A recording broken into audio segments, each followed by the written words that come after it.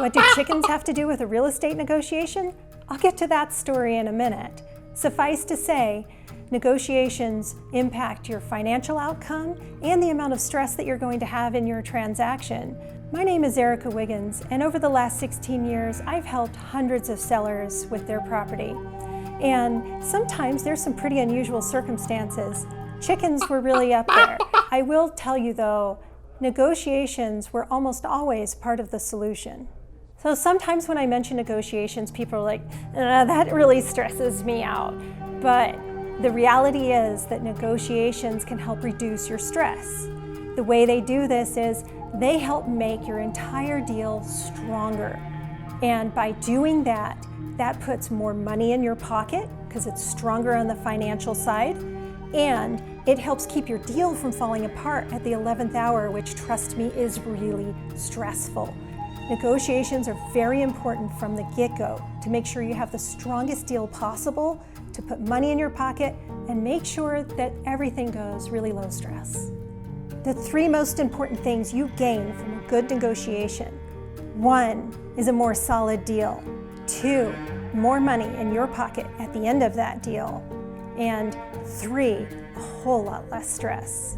So if you've never sold a home before, it may surprise you that there's potentially 3 negotiations during your transaction. The first one is the one that you're probably thinking of first, the initial contract with the $ right at the top. Yes, that is part of the first negotiation, but there are a few more to come.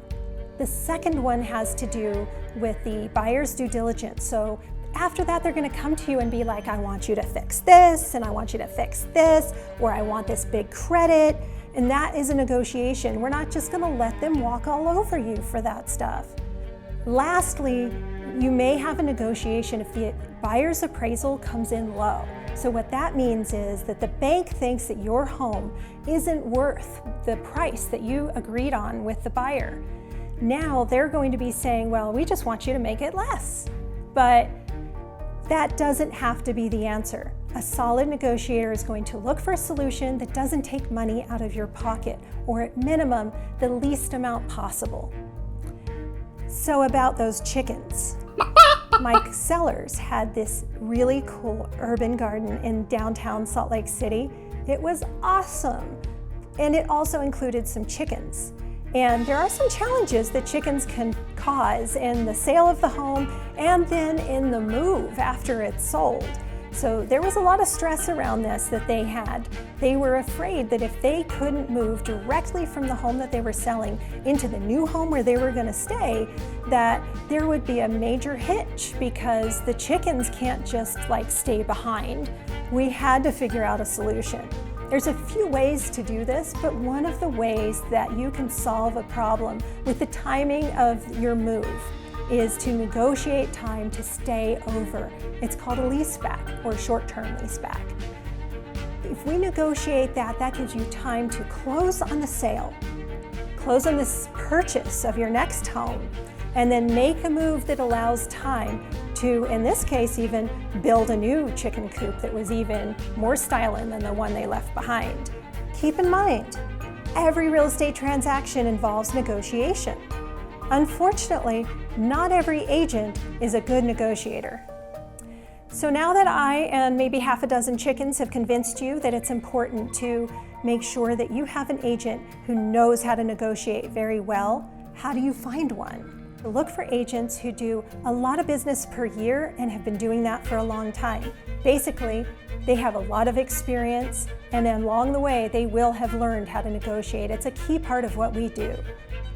The other way you can do it, which is a little bit easier to discern, is look for an agent with a CRS designation. That stands for Certified Residential Specialist. And to get this designation, an agent has to prove their years in service, a high volume of transactions completed, and they have to take additional training after that, including specific training on negotiating. Only about 3% of agents in the nation hold this designation. I have it myself, but it is one of the most well-vetted designations out there, because trust me, a lot of us agents have a bunch of initials and acronyms after our names, but the CRS one really counts, and you'll know that you have an expert on your side. I'm Erika Wiggins, and I help people navigate the sale of their home, including navigating some pretty interesting situations. If you have any questions, please feel free to call.